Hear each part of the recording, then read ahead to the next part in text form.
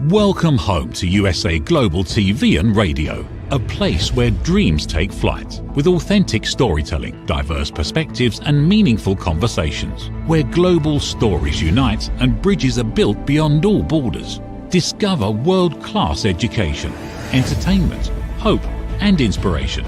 Together, we're building bridges worldwide. Subscribe to our channel, USA Global TV. Download our app, USA Global TV. Be our guest or join our team. Visit usaglobaltv.com.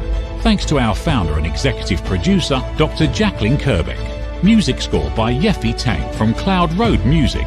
Voiceover artist Mike Porter. Creative direction by Paul Garcia. USA Global TV and Radio, your home for global connection. All rights reserved. This video and its contents are the exclusive property of USA Global TV and Radio. Unauthorized use, duplication or redistribution in any form is strictly prohibited.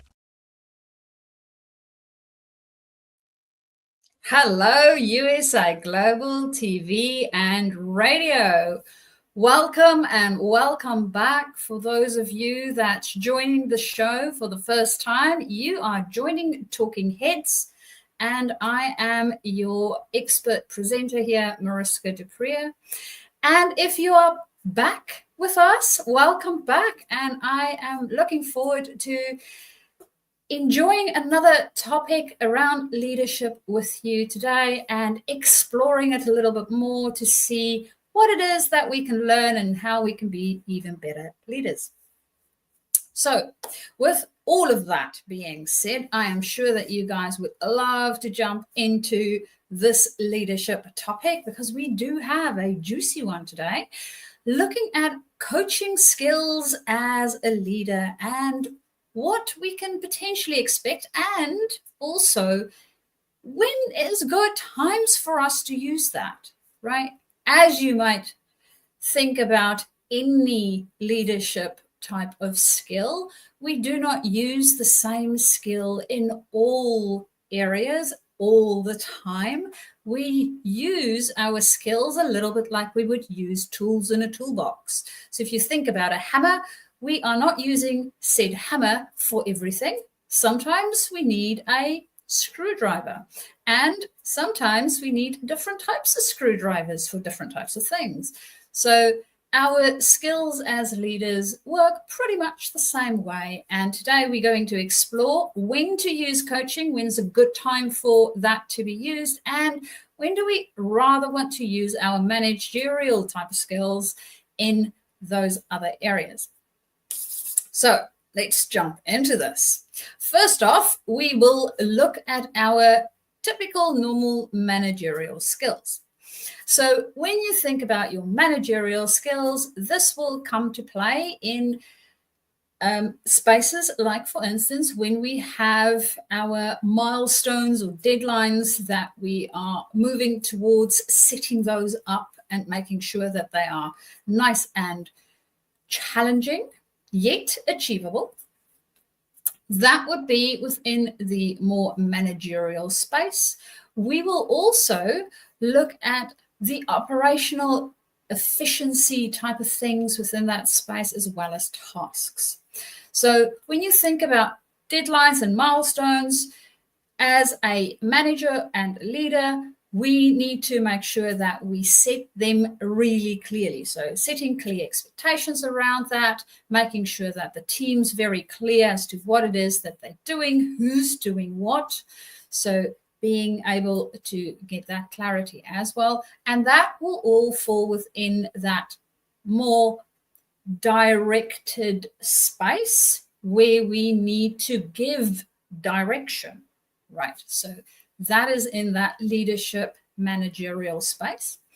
Then when we think about operational efficiencies, this is areas around resources, structures, policies, procedures, ensuring that those things are in place in order to help us build that container, those boundaries in which we will be working together as a team.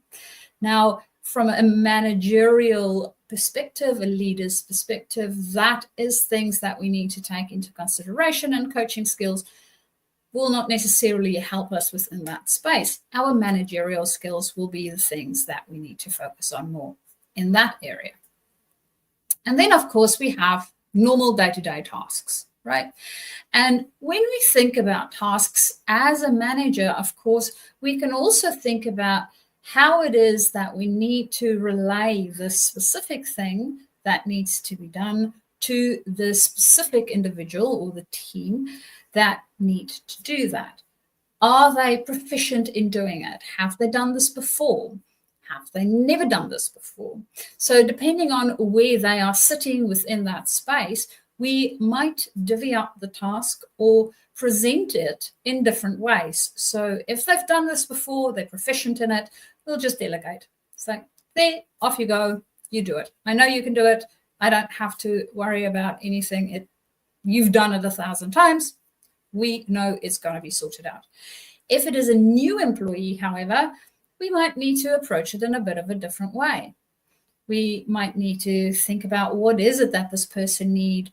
Do they need a little bit more structured guidance? Do we need to send them with somebody else so that they can learn from them in a certain way? And what it is that within that skill set is required for that specific person or potentially for that team. It might be a team that's new to that environment or that system or this new way of working. So when we think about managerial skills, we are using it when we are thinking about instructions or direction that we need to give as the leader. We think about it when we have any deadlines, so adherence to deadlines, as well as helping to set up deadlines that gives us that stretch ability for our team and making sure that we are actually hitting those marks that we want to hit as a business. And then, of course, resources and structure within that space, what it is that we need to help enable our team. So what resources do we need to think about and provide that would help enable our team do what it is that they need to do? And this also goes with the structure. So if you're thinking about policies and procedures. So this is managerial. When you are within the managerial space, there's a lot more around not only the strategic pieces of things, but really giving that direction. There's giving a lot more constructive things within that space that's helpful to empower our team. On the opposite side of this, we have coaching. So when you think about coaching and leadership in general, you can think of coaching as leading from behind. So the managerial things, the setting up certain processes and things, that would be more leading from the front. We are not only providing direction, we are also stepping into that direction. We are leading from the front. Leading from behind is where we enable and support our team in a different way. And we are really looking at growth. We are looking at employee growth. We might be looking at organizational growth and what the employees need to do in order to grow themselves, to grow the organization. So the main element when we think about coaching is growth and implementation of behaviors and skills. Now, when people think about coaching, they also think that, well, then we don't need training. Technically speaking, if we don't have the information, it is really difficult for us to then implement anything. So coaching is a supportive mechanism to help us to learn and to implement it for ourselves. So when you think about coaching as a leader, this will be a place where you have an employee that wants to develop a specific skill set, or you want your team to develop specific behaviors. This is really good for coaching, as well as any growth within your team or specific individuals that you have within that team. So growth-related type of conversations. So thinking about using coaching, right? We might have an individual that's new to the business or might be a recent grad, and they are working on a specific project. So there's some skill development that they are doing already because they are having some on-the-job experience and trying things out for themselves. And they might get frustrated with something, right? They're very motivated to get this project going. They really, really want to make a success of it, but they're getting frustrated. They don't know how to handle a specific thing, or potentially go and ask for something, or they're getting a lot of pushback. So in that case, a coaching conversation might be the thing that would be helpful for this employee, because for them to be empowered, right, us as the leader do not take the project or the problem from them. We want to make sure that they can handle it for themselves and that they can figure out what it is that they might need to do. So we might coach that employee through their thinking around what might be the most appropriate next step, or how to have that tricky conversation, or potentially how to say no to somebody because, well, we have a deadline on this specific thing. So that becomes a coaching conversation. We also can have coaching conversations when, as I mentioned, this person is having a challenge or they need to build confidence, right? So looking at what it is that's required to empower them to become more confident or to overcome that challenge. Now, if we give them the answer from what we would have done, similar to what mentoring would do, right? So in a mentoring conversation, we share from our experience. This is what I found. This is how it looked for me, to give them a couple of ideas.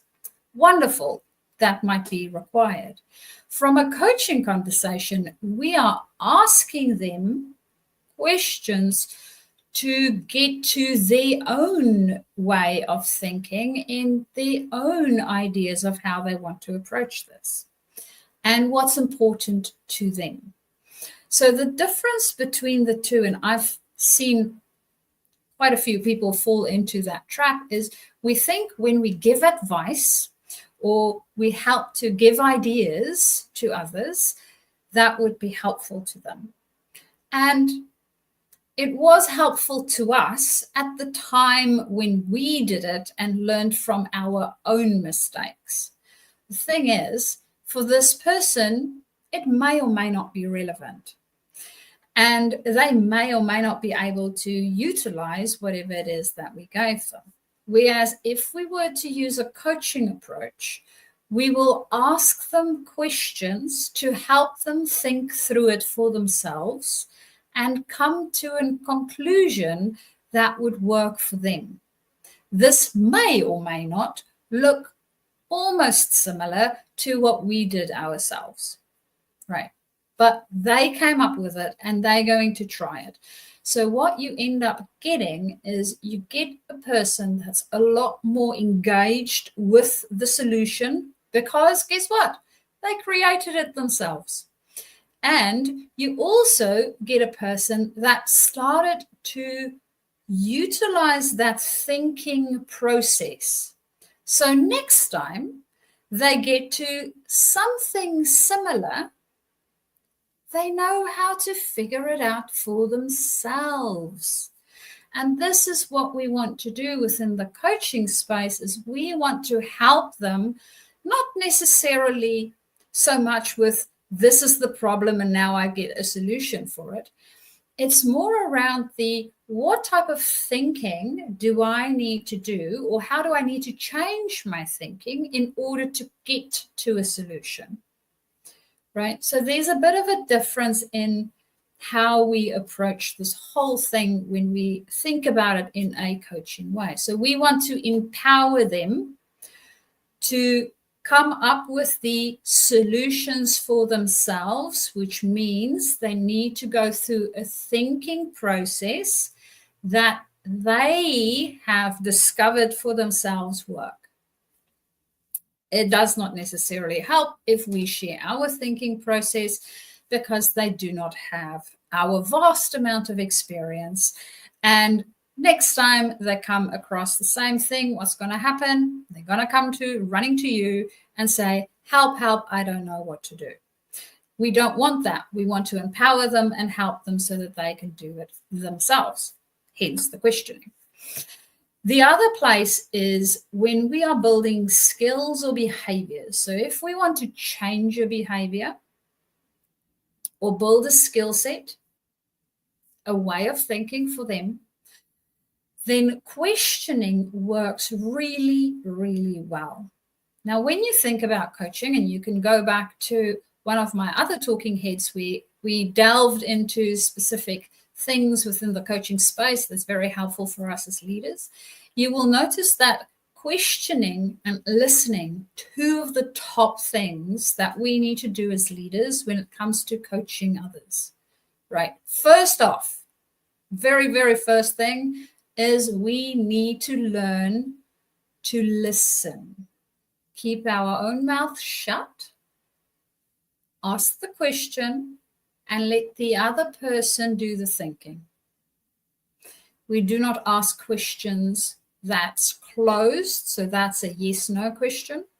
And the reason why we say they are closed questions is because the person do not elaborate, right? They can say yes or no, and that's it.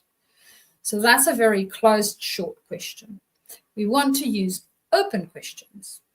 Open questions typically would start with what, where, when, how. Why I would normally try to not go into, except if you are doing a risk assessment when you do the 5 whys to get to the root cause analysis, because whys have us on defensive, especially in learning spaces. We want to be very, very careful with why questions. So open questions, the where questions or when questions or what questions, especially what questions. Really, really good questions to ask to help them get their thinking going. And again, you can go and have a look at one of my other talking heads where we explore questions and what different questions will do, so that you can get a better idea of how to ask good questions. So within the question space, we can help to change the behaviors that we might be seeing. Now, to give you an example of this, say, for instance, we have a team and we want them to take more accountability for deadlines, right? We have this team. We want them to take more accountability for deadlines. Now, one of the things that we identified around why they don't take accountability for deadlines, so we did a bit of a risk assessment ourselves and we went through the whys and we came to the conclusion that we have this team that don't take responsibility for deadlines because the deadlines are very murky. They are not clear.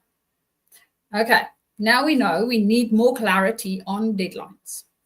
We also know that we want them to commit to said deadline. So how do we do this? Well, we ask them, first off, what it is that they think the deadline should be, right? So give me an idea of what your time frame is. And they say 2 weeks. Okay, in 2 weeks for this deadline, what will I step away with? What am I going to get, right?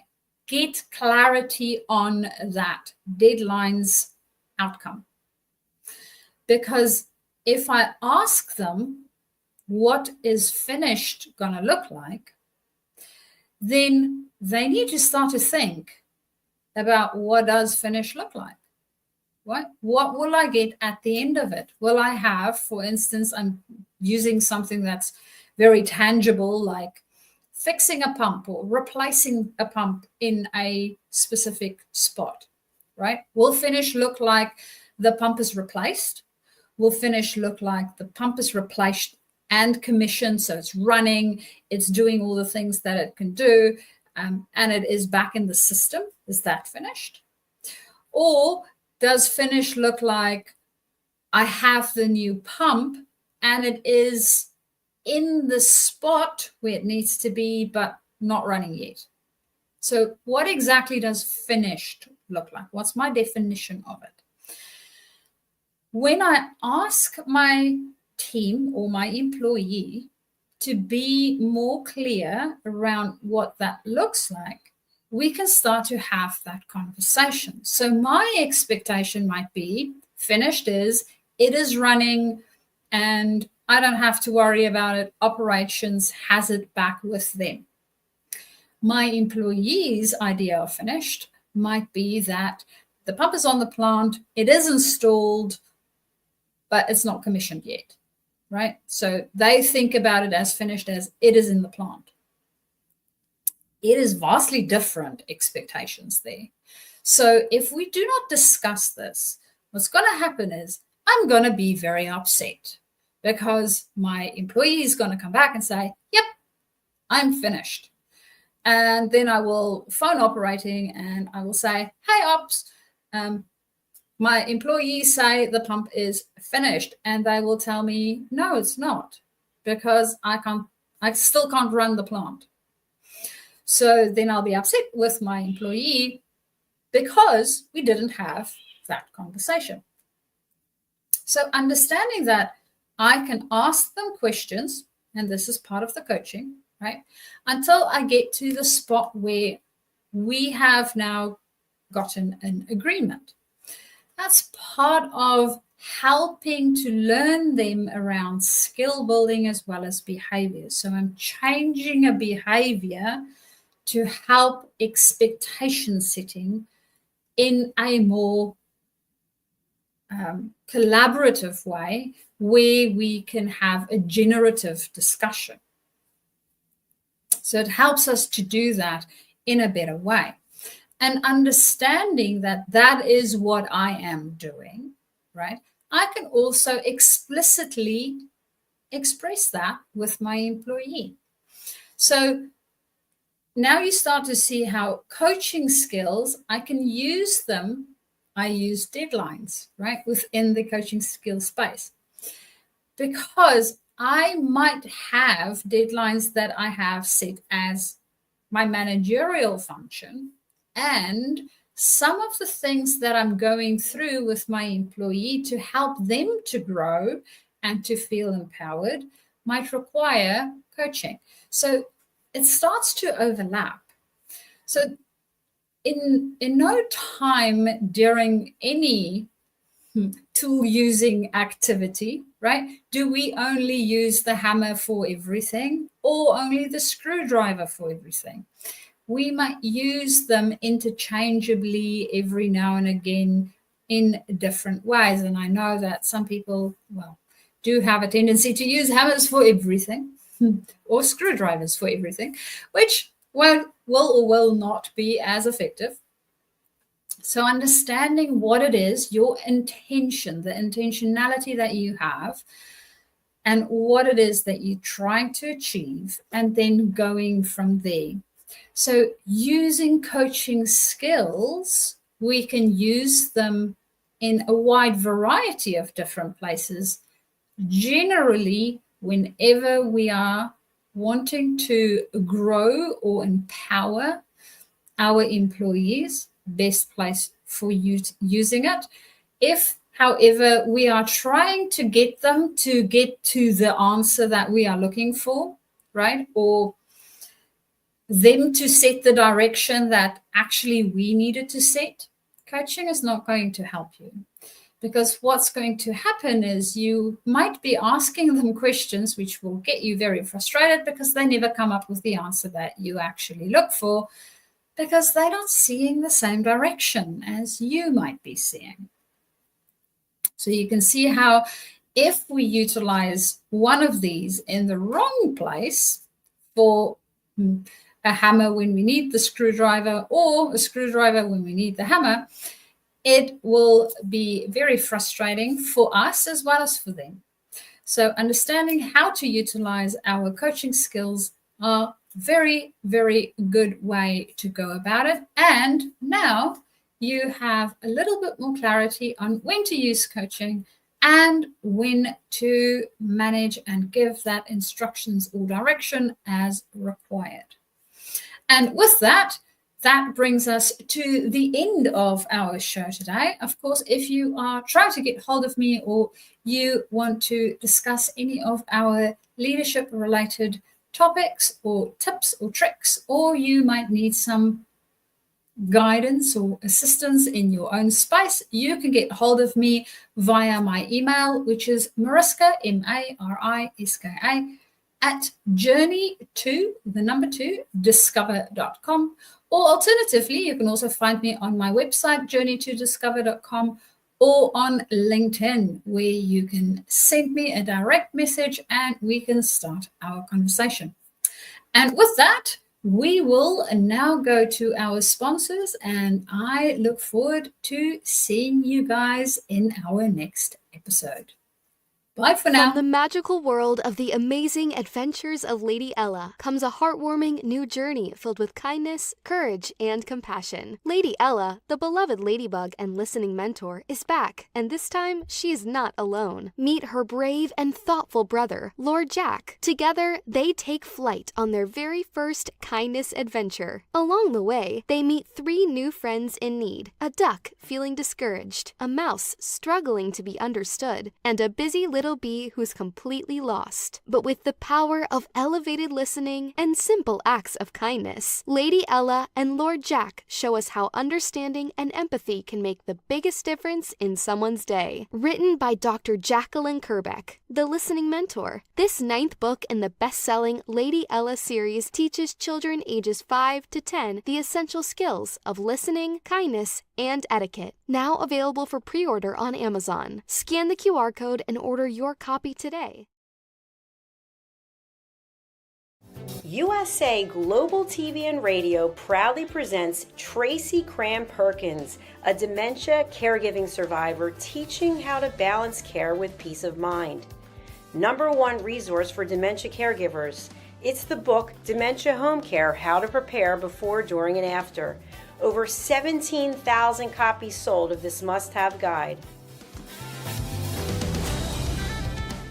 And now a testimonial from Tracy Smith.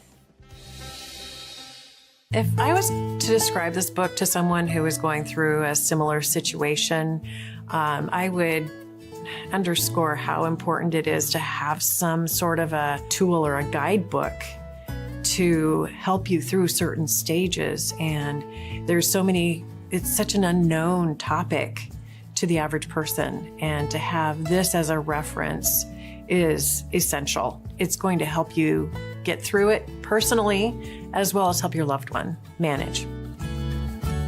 To learn more, go to tracycramperkins.com. Tracy Cram. Thank you, viewers and listeners of USA Global TV and Radio proudly presents Tracy Cram Perkins, a dementia caregiving survivor teaching how to balance care with peace of mind. #1 resource for dementia caregivers. It's the book Dementia Home Care: How to Prepare Before, During, and After. Over 17,000 copies sold of this must-have guide. And now a testimonial from Tracy Smith. If I was to describe this book to someone who is going through a similar situation, I would underscore how important it is to have some sort of a tool or a guidebook to help you through certain stages. And there's so many, it's such an unknown topic to the average person. And to have this as a reference is essential. It's going to help you get through it personally, as well as help your loved one manage. To learn more, go to tracycramperkins.com. Tracy Cram Perkins is an award-winning author. She's also the host of Dementia Home Care television show. Watch it here on USA Global TV and Radio. Thank you, viewers and listeners of USA Global TV and Radio, for joining us today. We're honoured to have your time and attention as part of our global community.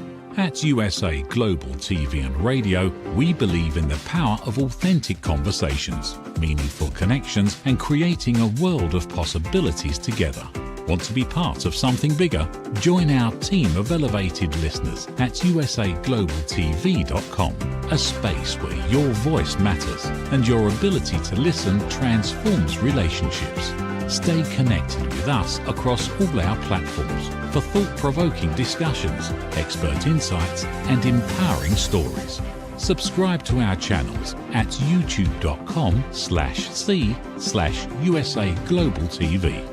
Follow us on social media and explore the endless opportunities we're creating for growth, learning, and inspiration. Together, we're not just broadcasting, we're building bridges and changing lives one conversation at a time.